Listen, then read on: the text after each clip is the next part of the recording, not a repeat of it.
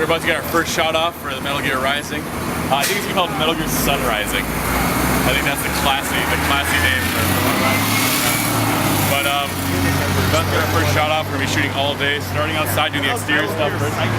Metal Gear Psycho. The beauty of these videos is we never have to decide on the name until literally like seconds before it's released. In fact, we've even changed the name after it's been released before. I was writing up an email for the location scout for what type of apartment we needed to shoot it in, and I was thinking, to describe it, I was like, it's the kind of apartment that the guy from American Psycho would live in. And it's only, I'm like, wait a minute.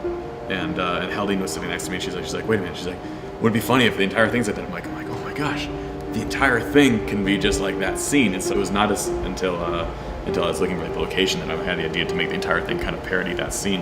And then the more I thought about it, the more the similarities it had with Raiden and how he and the backstory of his character.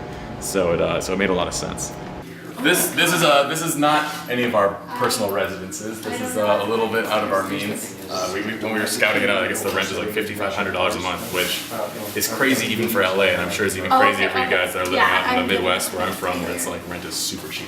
But it's very nice, and I think it is the kind of place that Raiden may just call home. I always use an aftershave lotion with little or no alcohol, because alcohol dries your face out and makes you look older. Then moisturizer, then an anti-aging. This is so ridiculous. This is a ridiculous video. I hope, if you guys haven't seen American Psycho, you owe it to yourself to watch that movie and then watch this again. So this video ended up being a very fast turnaround, in that the shoot had to happen and the video had to come out a week later. So I was scrambling for a suit, because the whole time I'm like, what am I gonna do for a riding suit? And I knew that I wanted to do him in his pajamas, because that would allow him both, one, to only have certain elements of the costume, but also it allowed to have like more mobility, because all these costumes are always really difficult to move around in. I heard last minute that Metal Gear Rising was having a launch party at the Hard Rock Cafe, and so like super last minute, I'm like, I heard about it. I was on the phone with a guy talking about the costume, and he's like, oh, you know, there's a party tonight. There'll be a lot of cosplayers there. I'm like, gotta go right now. I'm gonna run over there. Like, hung up the phone, ran, jumped in my car, drove over there, crashed the party, and met with a bunch of the cosplayers, and with the interest of hopefully sourcing a costume. And luckily, I met Jeff there, who made this incredible Raiden costume, and he graciously, like, we'd never met before. Just that night, I talked to him, like, it was like super loud, like party music going on. Talked to him, and I'm like, you know, and then he got the idea, and he really liked it, and so he's like, yeah, you can use my suit, which is amazing, because he spent, I don't know how many hours working on it, but it's like an incredibly detailed, like handcrafted suit. So the range of difficulty of the effects in this video are gonna be the full spectrum. Basically, the hardest one is obviously jumping over the balcony and the slash shot. And the easiest one should be this, the push-up shot, where basically all we're doing is pushing this as slow as we possibly can and as smooth as possible. Not as easy as you think. And then Eric's gonna be doing push-ups just as cleanly as he can, and then we're gonna speed the whole thing up in post. So ideally we get like 25 seconds, speed it up so it's like 5 seconds. So, and it'll look like he's going fast. And if we have to, we'll add like a little bit of motion blur to make it look like he's actually going that fast. Start moving and then we'll go.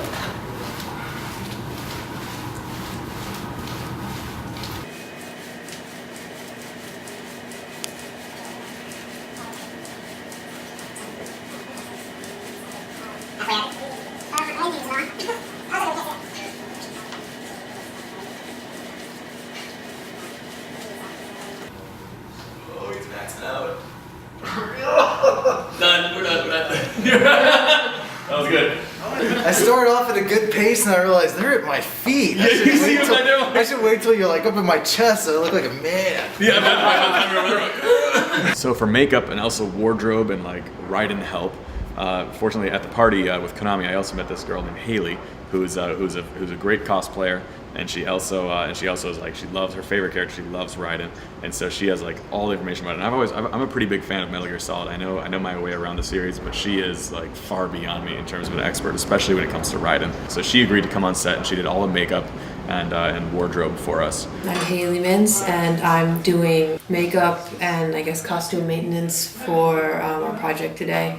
The very first thing that I do that I've actually already since done is making him a little bit paler and then giving him his manly guy liner. But right now, I'm just touching up his scars. They also don't look like realistic scars, so I'm actually just taking some some not waterproof eyeliner and smudging it so it blends out a little bit, and then putting rigid collodion, which makes the skin pucker like a scar, and putting that over it. I found that it gives a very character-like look that works really well and stands out and is pretty graphic. I'd like to think that I know Raiden as a character, so it's just been really fun. So to play Raiden, I was looking for a guy. I needed a guy who's gonna be able to handle a sword really well, but also someone who could kind of look the part. And so I texted our longtime collaborator Eric Linden. I'm like, oh, I need a Raiden, a guy who can handle a sword. And he's like, dude, I can be Raiden. And I called him up right then, and he's like, dude, I've had this game for 2 hours. I've been playing nonstop. It's so incredible. He's like, I'd be a great Raiden, and he liked it. He liked it so much that he he immediately went out and got into Photoshop and comped a picture of himself. Let me find it for you guys. He looks the part, and he's able to wear the suit, and he's able to, more importantly, be able to do the sword play, which is an essential component of this video. The most stressful thing about the suit so far is just not being able to move in it like I normally would. Doing a lot of the sword stuff's way more difficult with all this on. Action! Here you go, Eric. So this shot is basically you jump down and you land like literally like on my shoulders at the now.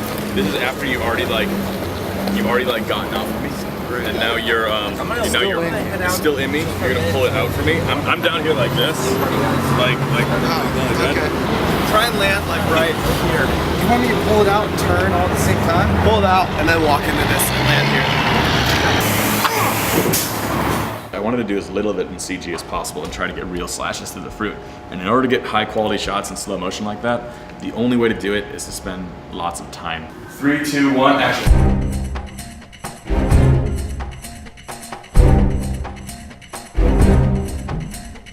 Look how huge, this is an orange-sized strawberry, Spencer. You're giving me all the baby strawberries. I got no chance. Well, you need to practice.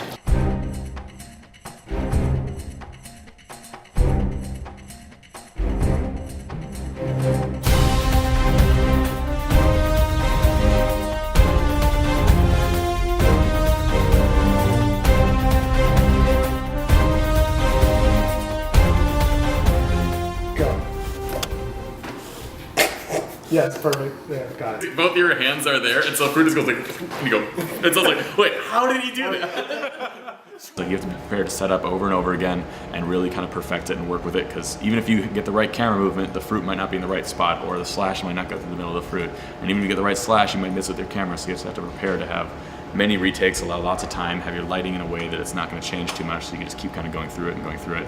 And so fortunately we were able to allow like 4 hours of shooting on that day, so we were able to get a few good shots of the fruit out of that, and then of course we did one CG shot just to really like spruce it up, like a shot that's impossible to get. Sometimes you just have to get into the old 3ds Max and get it done.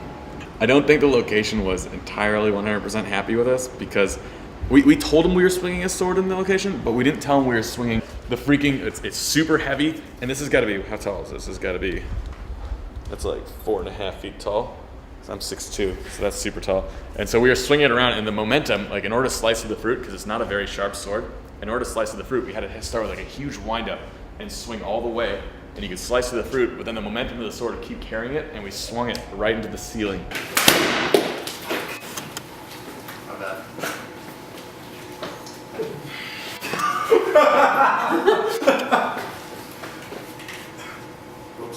Just a little whiteout, right?